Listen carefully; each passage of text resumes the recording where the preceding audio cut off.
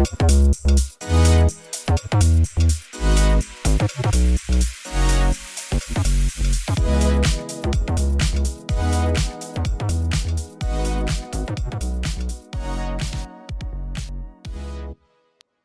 back to Prescribed Vibes. I'm Stephanie. And I'm Sierra. Today, we're going to talk about a topic that affects so many people, yet often it gets praised instead of questioned, and that is perfectionism. It does get praised. Perfectionism can look like achievement and success and discipline and ambition from the outside.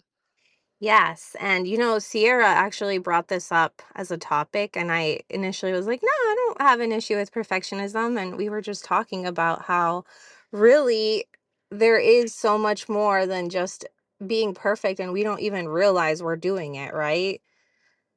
It can be pretty deeply ingrained in like incognito mode running in the background. Yes, and underneath all of it, it can be anxiety. Hello, guilty there. Self-criticism, fear of failure, and the belief that who you are is somehow not enough. So if you've ever found yourself overthinking an email, trying to make sure that it is worded exactly right, procrastinating because you're afraid of getting something wrong, or feeling like nothing you do is ever good enough, this episode is for you. That's right. So, what is perfectionism? Let's start with a common misconception. Perfectionism is not the same as having high standards for yourself. Yeah, healthy striving says, I want to do my best. I'm going to try my best and I accept myself for what my best is.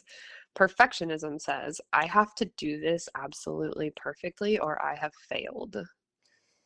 Yeah, so when you said I want to do my best the other day, I was walking out of my house and one of my kids said something to me and I immediately was like, "I'm doing the best I can." Okay? And I really believed that and I started laughing cuz I don't even think they heard me, but I was like, "Yeah, I am doing the best I can." Sometimes we need to remember that and Yeah, accept it. right. So, healthy striving allows room for mistakes, and it's something I talk to clients about too. Just give yourself grace. None of us are always going to get it right all of the time. And perfectionism does not allow for any mistakes. Yeah, it comes with a very harsh inner critic. No matter what you accomplish, the voice in your head finds something wrong. It's a little bit of a negativity bias looking for, okay, yes, all of these things went right, but what didn't? That focus on where can I do better? How can I improve? Which can be healthy in moderation and when done correctly.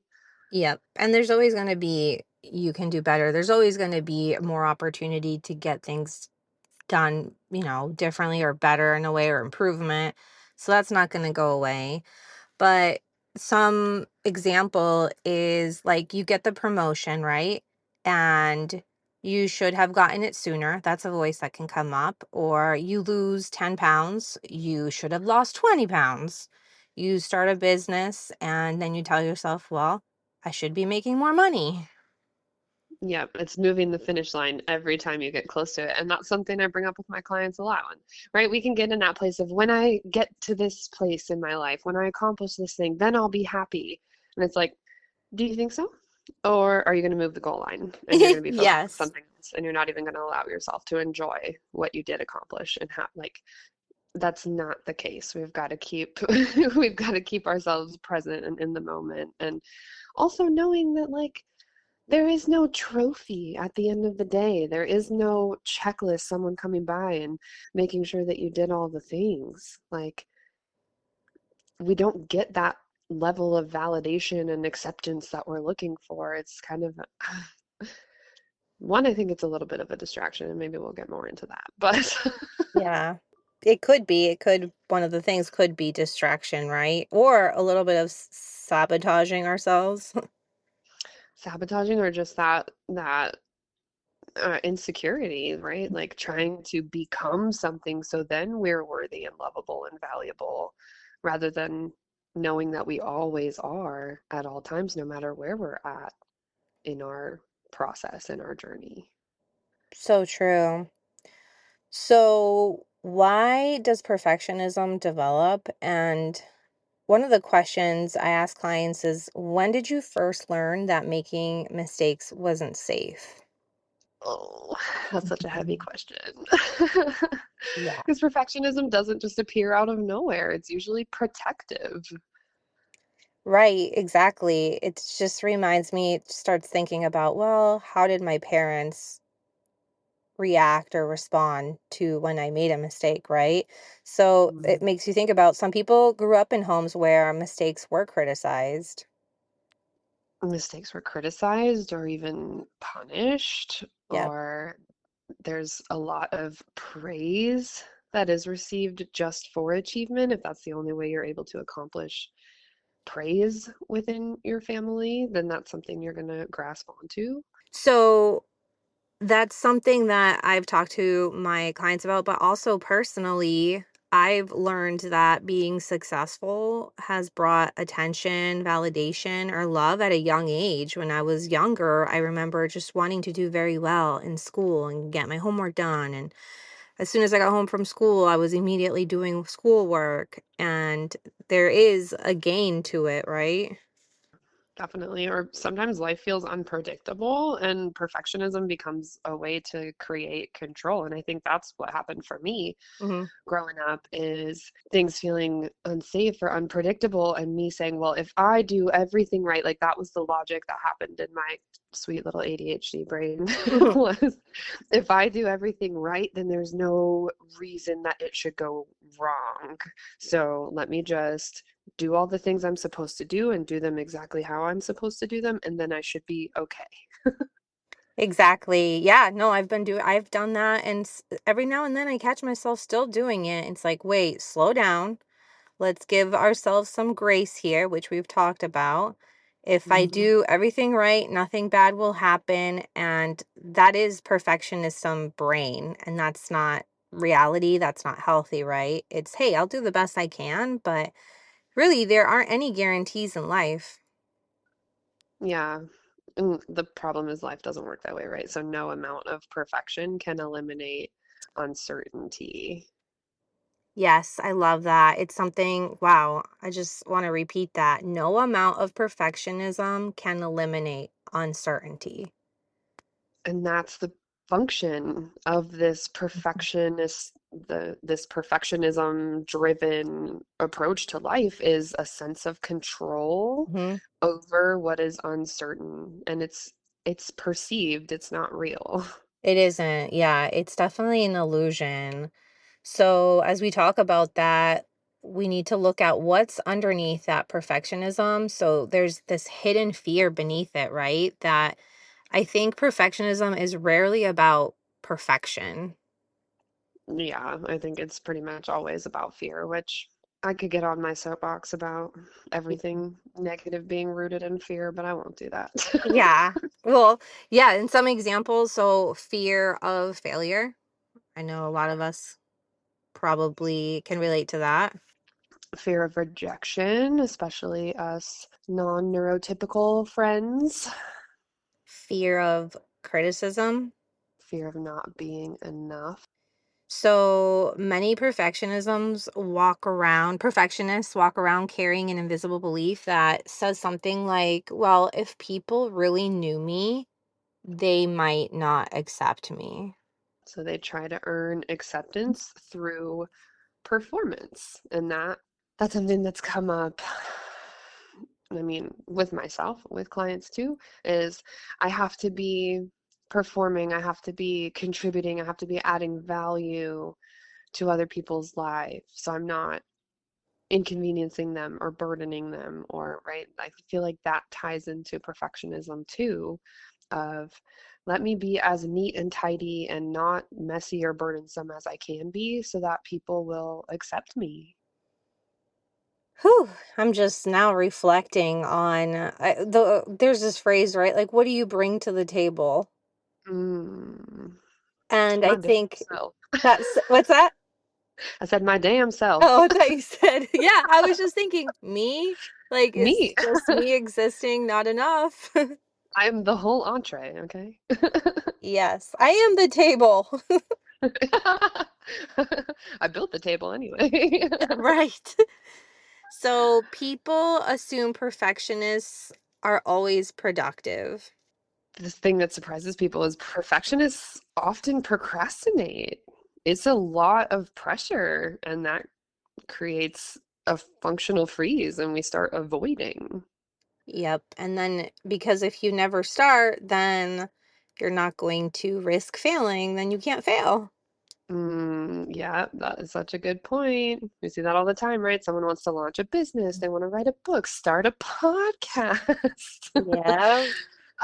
Shout out to Steph for this podcast existing because when I tell you I was planning on starting like three other ones before this, but just I couldn't get there. And Stephanie's like, when are we doing it? Let's do it. Let's go. Let's plan it. It's happening. It doesn't have to be perfect. Let's just go. I'm like, okay, Right. you know what? You're right. And here we are, almost 2 years later. Look at us. But yeah, creating content, applying for a job, like the new motto is something is better than nothing. It doesn't have to be perfect.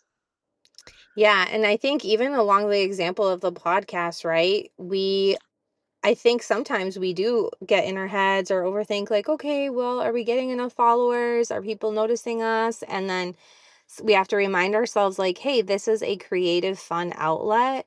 And it's okay. It's okay if it's not perfect or we're not getting, a ton of people. The process in itself is what it's about, right? And that's part of the whole existential thing we were talking about earlier. It's like, what's the meaning behind what we're doing? Um, but anyway, I just wanted to give that as an example. No, that's Going a great example. going back to, some of us delaying or not avoiding starting something, people can spend months planning and researching because they don't want to get it wrong. Yeah, I can't start until I'm completely ready. It's like, again, we had so many rough drafts and we had, people on Fiverr editing our podcast at first, and you figure it out as you go. Again, something is better than nothing. Just get started. Right. Yep. The truth is, nobody is completely ready. No, and there's that cognitive dissonance too between like people who are pros and right and that imposter syndrome comes in where it's like, well, I couldn't do like these people do that because what are they inherently born to do that thing? No, they just did it and tried and got there. And so you got to start somewhere. The expert in everything was once a beginner. That's my catchphrases. I like that. So perfectionism obviously impacts our relationship with ourself and how we operate, but it can also affect our relationships. So, how does that show up? Absolutely. Some people feel like they have to be the perfect partner, the perfect parent. I know I definitely strive for that, and the perfect friend. Yeah, and when we inevitably fall short because that's not real, we become consumed with guilt or shame. It's almost every single time. Like you ask somebody, okay, would you expect the same from other people, from the other people in your life? Do you expect the same from them? No, Usually it's no. Yeah. no. I've worked with clients who apologize constantly, and really it's not because they've done something wrong, but underneath that, it's because they're afraid of disappointing people. Yes, that is one of my loving pet peeves. I'm not angry at these people or annoyed with them. I love them and I want them to stop feeling like they have to apologize for existing. So I will be the first to correct anyone who's saying sorry for no reason. I'm like, Right. excuse you? Sorry for what? Existing? Taking up space? No, Yeah. we're not doing that. The other day I had this, not recently, I was about to start a sentence or an email like, oh, sorry to bother you. And I'm like, wait, why am I doing that? Who said I was bothering them? I'm Okay, preach. apologizing before even talking. No. Oh, why am I? No, I'm not sorry. No, and the funny thing about that too is like you're putting that on them. Like you're assuming for them that you're bothering them, that you're Right. burdensome, and like they didn't consent to that. Yeah, exactly. They didn't co-sign. So, Self-worth becomes tied to keeping everyone happy, which leads into, some people-pleasing behavior too. So if you feel like we've got some people-pleasing behavior going on, we might want to look at that perfectionism piece of ourself too. Absolutely. And as we talk about perfectionism, we cannot ignore that we live in an age of social media. So, can we talk about that for a minute? Please. Yeah, neither of us grew up with social media, but it has created an environment where people compare their behind the scenes, and we've heard this before, to everyone else's highlight reel, because let's be honest, a lot of it is highlight reel material on there. It's the best parts of people's lives that they're sharing. And I do think that there is some trends going on of people saying, no, here's the worst stuff. Like people are aware that this is a problem and it's creating a very like a closed off perspective of what life really is, and it's not healthy, it's toxic, and I think that that's something that is improving in that realm. But you see someone else's successful business, their perfect vacation, their beautiful relationship, their spotless home. They're not showing you all the times those things failed or everything it took to get to that point, or the other corner of the room where they stuffed everything so that they could take Yeah, that video. right, exactly. My little corner of my room where all my clothes are. Yeah. But no, and that makes me appreciate when people are vulnerable online and they're like, this is what I'm going through, even though sometimes it's like, okay, recording yourself crying, but the people that are putting it out there, like, no, this was hard. This is what I was dealing with. This is what's going on. But for those that aren't, or we don't see that as often, your brain does forget that you're comparing yourself to your real life to curated moments. Comparison fuels perfectionism. Comparison is the thief of joy. And now you're not only competing with yourself, you're competing with this unrealistic image of what you think everyone else's life is, and that's not genuine. And another phenomenon we see on social media, right? We follow these couples or, these content creators and things like that who we really idolize, and we're like, oh my God, they're the perfect couple, they're amazing, or this creator is such a fantastic human being. And then the couple breaks up and all the dirty laundry comes out, or something comes up about this creator that puts them in a different light and makes them more human. And just to realize like no one is safe. That's Not right. that no one is safe, but like that's just not real and true. And I think we need those reminders so that we can, right, like treat social media as if you're watching reality TV. It's scripted. It's not real life. That is so true. It is scripted. It's like you decide what you want people to understand about your life and how you want to be perceived, right? And some people are more open to being perceived as life is messy. Some people do show those parts, but for those that don't, and it's just the highlight reel, just keep in mind that it isn't reality. There is a lot more going on. And let's talk about what perfectionism costs people, because there is a price to pay. Yes. I think the number one for perfectionism and, trying to control is peace. And that's something that I don't want perfectionism. I don't want anything to cost my peace. No, preserve your peace. That's the number one priority at all times. Protect the bag. Yes, protect the bag. Confidence, ironically, right? Like this constant measuring and criticism of yourself and having to get to the next moment and the next moment and like maintain this image and this facade that we put up actually tears our confidence down. It depends on this external validation and hitting the marks, and we're gonna start to, our esteem is gonna start to be affected by that. That and another one that I can think of is creativity. How much stock we put on things looking, being perfect, operating perfect, that it can cost you the creativity. You can spend more time being creative or starting something, and just the process alone could be fulfilling than trying to control it. Oh, and the first thing that came to my mind when you're talking about that is Bob Ross and his happy accidents. Like, if we don't give ourselves space to make mistakes and screw things up and turn the smudge into a tree, like, you know what I mean? Yes. So we need room to be free and make mistakes and let that build into something else and learn and give us new ideas. So yeah, creativity I think for sure can be affected by that. Our joy, right? We're so hyper focused on again the process and making sure that we're doing it right and what's the next thing and the next thing that it takes us out of the present and the moment and we don't experience joy in the same ways.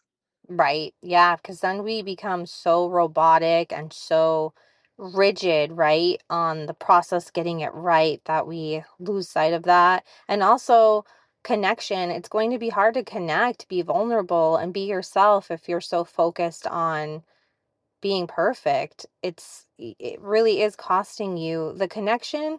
I think connections happen when you are also messy and you talk about how you don't always get things right and things being tough and you're trying to figure out life like we all are.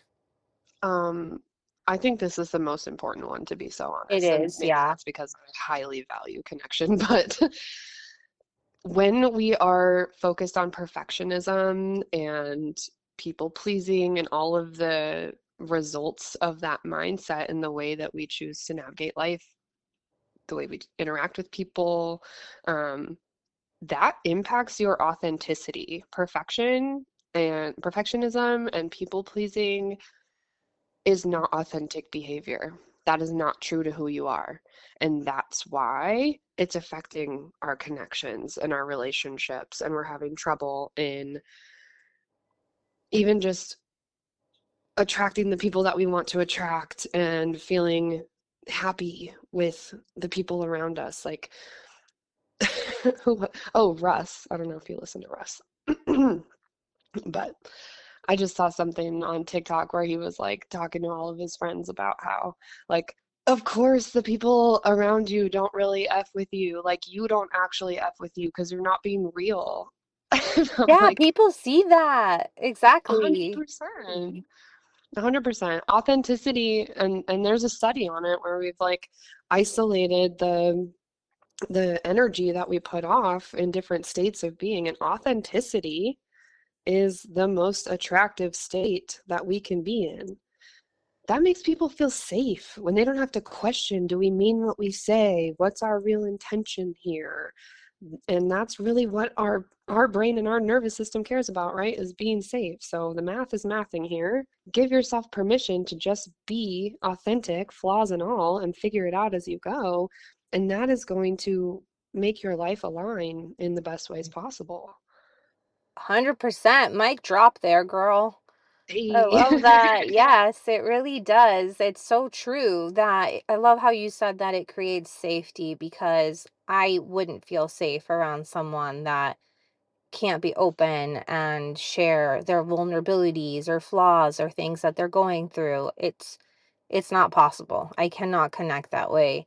And I've met people that you meet people, you're like, that person seems a little fake because they're just trying to be so agreeable, so this, so performative. It's like, no, no, Yeah, just I be can't get a read real. on them, and that's Yeah. weird and uncomfy. And I don't know how to move because I don't know how you're moving. And Yeah. right. And then when you start to talk and be real, you notice that it just starts feeling awkward because the other person doesn't really know how to respond. They're like, oh, yeah, I'm sorry. Like, and then it feels empty.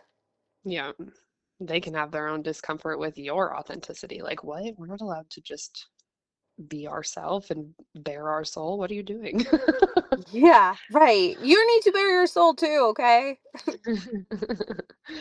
The perfectionism convinces you that once you get everything right, then you can relax, then you'll have made it. But let's be honest, we know that that goalpost just keeps moving. Yeah. So instead of enjoying our compliments, again, we're immediately focused on what still isn't enough. So let's do a quick check in. I like to do it with my clients as well. Let's gauge where we're at. So you might struggle with perfectionism if one of them, you constantly fear making mistakes. You overthink your decisions. You procrastinate because you're afraid of failing. Oh, you have difficulty accepting compliments. Mm-hmm.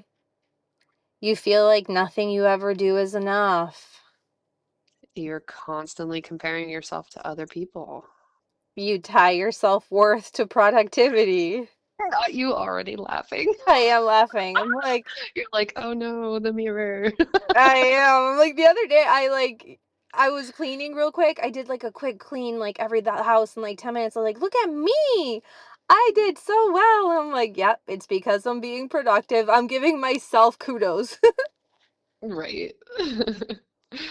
So how do we start healing? The first step to healing in this space is recognizing that this perfectionism is not helping you as much as you think. I remember seeing one time this meme or something about people-pleasing behavior, and it's like, you're a people. Are you pleased? Yes. Are you pleased? So at one point, like I tell clients, at one point, a behavior could be serving you, but it's no longer serving you. It may have protected you at one point to be perfect. It may have created some level of safety, but now it may be keeping you stuck. And that's so normal. Like this is not a unique experience. We adapt in these ways as we're growing up, as we're figuring out life. And then it really takes like self-awareness and intentionality to recognize that and make an adjustment there. So you're not broken, you're not failing. It just might be time to reevaluate and change it up. So one thing I love to ask clients is what would happen if this was simply good enough? I don't think most people have never even considered that possibility. Yeah, I think people get really afraid, at least in the feedback that I've heard, that if I stop beating myself up, if I stop striving so hard for this perfection, then I'm just not going to care anymore. And I'm just going to, like, essentially let myself go in whatever ways that means. So, I won't keep trying to achieve these goals or be successful in these ways anymore. I will just cease to exist practically. And if that's you, we have an episode on self-trust, right? Oh, that's a good I'm like, "We one. do, right?" Or that We do, we do, we Yeah, do. we do. So, if that's you, just remember self-trust is Yeah, also key here. it is. It is. Another helpful exercise is noticing your inner dialogue. Like, would you talk to a friend or someone you love the way that you talk to yourself?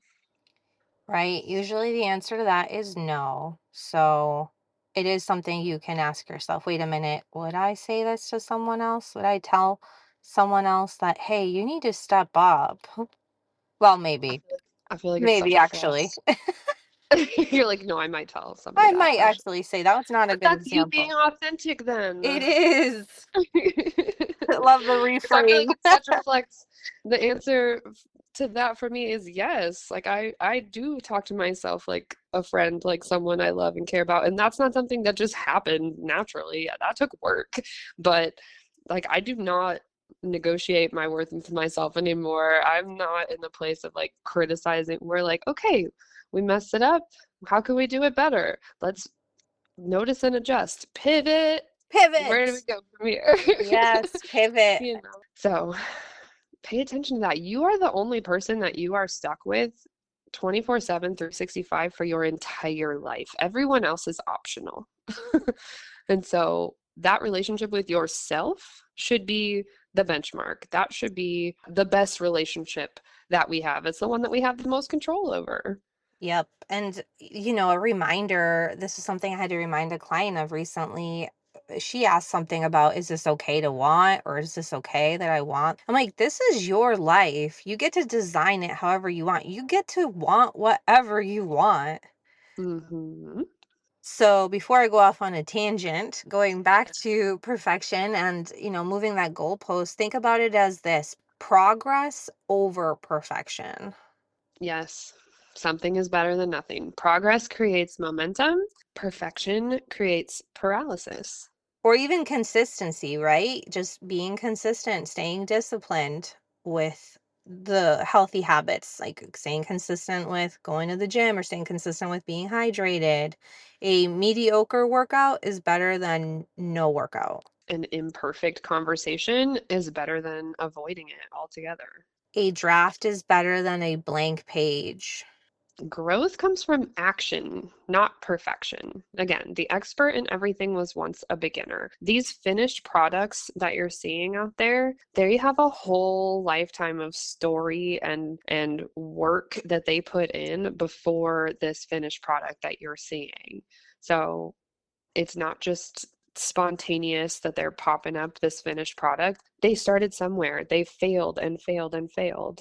If you failed, you're just not done yet. You keep going. The only failure is to stop. Oh, and we're moving into failure. Yes, we are. I was going to say, great segue to reframing failure. I think one of the biggest shifts people can make is changing how they view failure. And we've talked about this before, right? I love that Will Smith little clip where he talks about, I hope you fail often. Failing is you're trying to figure it out. There's that creativity that comes in. Fail forward. Failure is not evidence that you are inadequate. Like the it's almost a sense of entitlement, like to be able to just do something the first time and be perfect at it. Let's be real, guys. Yeah, I've definitely been there. It's like, well, what the heck? Like, this wasn't supposed to turn out this way. But it's evidence, right? That when you're failing, it means that you're actually trying, you're putting yourself out there. And every successful person has failed repeatedly. And the difference is that they didn't make failure mean they were a failure, right? So they keep going. I always say trial and error. It's okay. Just we'll figure it out, just like you said, along the way. But I am still going to carry, even if I'm afraid, I'm going to do it. Actually, I told someone at roller derby practice last night. We have a new skater. They were joining us in our little cool down snake drill at the end of practice, and they were right behind me in line. This was the first time I ever met them, and I heard them say like, I'm scared, and I was like, that's okay, be scared and do it anyway, babe. Yeah. We just keep skating. Yeah. Do you think, right? And it's scary for us. Like, if we're posting a video, even on social media, it's like, well, it's scary. You're putting yourself out there. You don't know what people are going to comment, but hey, you know what? We're going to do it anyway. No, and I have a conversation and make a decision with myself before I even hit post on something, that if someone decides to be critical, rude, judgmental, whatever, that I Blocked. am Just I kidding. we block the negativity, that I don't need to receive that. Like that is not for me. That's their thing, and I'm good. I can breeze past that. That's not Yep. my It business. isn't. It's not. I was just thinking it's not your business what anyone thinks of you. It's like, okay, whatever. Yeah, because guess what? You're not the one living with the consequences, living my day-to-day life. So it's cute and fun for you to be over there behind your keyboard, judging from, whatever weird perspective you have going on. You don't know me. Weird perspective. They're probably the ones You're that aren't projecting. also posting anything. Exactly, exactly. Embarrassing. Yep. Final thoughts if you're listening today and perfectionism has been running your show, we want you to know something. You do not have to earn your worth. You do not have to be flawless to be lovable. You already are. And you do not have to perform your way into belonging. And you don't have to wait until everything is perfect before you start living your life. It's already happening. The goal isn't perfection. Sierra talked about this. The goal is authenticity. Yes, the goal is growth. The goal is just showing up as you are, messy, flaws and all. Messy and imperfect and human and worthy. And you know what? A cool side effect of stepping into this space is you start to give other people permission to be in that space too. So it is a responsibility that we all hold. Look at it that way. That. that giving people permission, and you're attracting people that are more in alignment with you, right? You're attracting people now that are authentic. You're not attracting likely people that are just hiding behind trying to make sure they look well put together all the time and everything's going 100% great. You're attracting people that are allowing themselves now to be more vulnerable, to share, what they're going through, whether it's good or bad or messy, whatever it is. Thank you, everyone, for joining us for another episode of Prescribed Vibes. I hope you found it helpful. Yes, if this episode resonated with you, as always, share it with someone who might need the reminder that they do not have to be perfect to be enough. And we'd love to hear from you. Also, what area of your life has perfectionism impacted the most? Something to think about. Today's vibes are prescribed as flawed. We'll see you guys next time. Sounds good. Bye, everyone. Bye.